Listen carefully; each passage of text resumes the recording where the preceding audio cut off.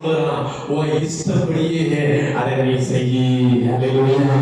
அப்போ பிள்ளைகளுடைய பெற்றோர்களும் ஒன்றாக அந்த பிள்ளை விசுவாசத்தில் வளர்வதற்கு இங்க அந்த பிள்ளையை கர்த்தருடைய சமூகத்திலே வளர்க்க கொடுத்தாங்க. எங்க வளர்க்க கொடுத்தார்கள்? கர்த்தருடைய சமூகத்தில் தன் பிள்ளையை ஒப்பு கொடுத்தார்கள். விசுவாசத்தில் வளரணும்னா அந்த பிள்ளை எங்க பார்த்து வளரணும்? கர்த்தருடைய சமூகத்தை பார்த்து வளரணும். அல்லேலூயா.